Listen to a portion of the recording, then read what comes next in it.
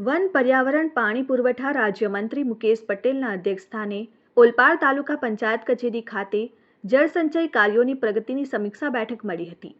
સુરત સહિત સમગ્ર દક્ષિણ ગુજરાતમાં ચોમાસામાં મેઘરાજાની મહેર રહે છે, પરંતુ આ વરસાદી પાણી નદી નાળા મારફતે દરિયામાં નિરથક વહી જાય છે। વડાપ્રધાન નરેન્દ્ર મોદીએ કેચ ધ રેન અભિયાન હેઠળ જન આંદોલન થકી દેશવાસીઓને વધુમાં વધુ જળસંચય કરવાનું આહવાન કર્યું છે, જેના અનુસંધાને કેન્દ્રીય જળશક્તિ મંત્રી સી.આર. પાટીલના માર્ગદર્શન હેઠળ સમગ્ર દેશમાં વોટર હાર્વેસ્ટિંગનું અભિયાન તેજ ગતિએ આગળ વધી રહ્યું છે।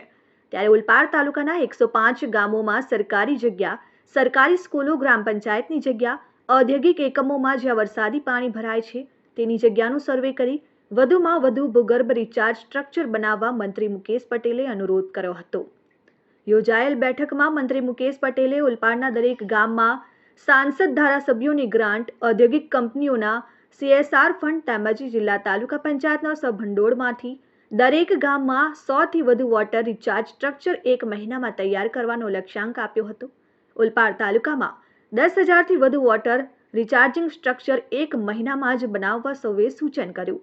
સાથે જ ગામનું પાણી ગામમાં અને ખેતરનું પાણી ખેતરમાં રહે એ માટે ઓલપાડ તાલુકાના દરિયાકાંઠાના 28 ગામોમાં વોટર હાર્વેસ્ટિંગના વધુમાં વધુ સ્ટ્રક્ચર તૈયાર કરવામાં આવશે એમ જણાવી દરિયામાં વહી જતા વરસાદના પાણીને ભૂગર્ભમાં રિચાર્જ કરવા સૌને પ્રેરિત કર્યા હતા।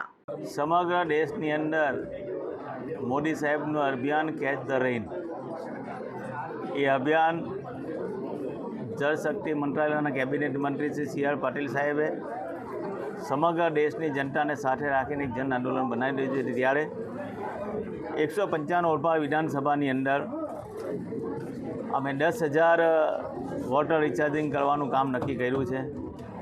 એમાં સંસદ સભ્યની ગ્રાન્ટ, ધારાસભ્યની ગ્રાન્ટ, કંપનીના CSR ફંડ, તાલુકા પંચાયતની સ્વભંડોળ, જિલ્લા પંચાયતના સ્વભંડોળમાંથી આ કામ કરવાનું જ્યારે નક્કી કર્યું હોય ત્યારે દરેક ગામની અંદર કઈ કઈ જગ્યાએ ક્યાં ક્યાં વોટર રેન હાર્વેસ્ટિંગના કામ કરવા જેવા છે એનું સર્વે કરીને આજે તલાટીશ્રી, સરપંચશ્રી તથા આગેવાન જોડે આજે મિટિંગ રાખવામાં આવી હતી।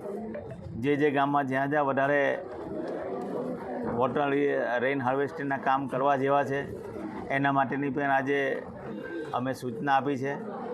જે કાંઠા વિસ્તાર છે, ઓલપાડ તાલુકાની તાસીર એવી છે કે સમગ્ર પાણી દરિયામાં વહી જાય છે, પરંતુ દેશના વડાપ્રધાન મોદી સાહેબનું લક્ષ્ય છે ગામનું પાણી ગામમાં, ખેતરનું પાણી ખેતરમાં, દરિયામાં પાણી ના વહી જાય એના માટે જે દરિયા કિનારાના કાંઠા વિસ્તારના જે 28 ગામો છે એ 28 ગામોની અંદર સૌથી વધુમાં વધુ રેન હાર્વેસ્ટિંગના કામ થાય એના માટે અમે લક્ષ્યાંક સોંપવામાં આવ્યો છે।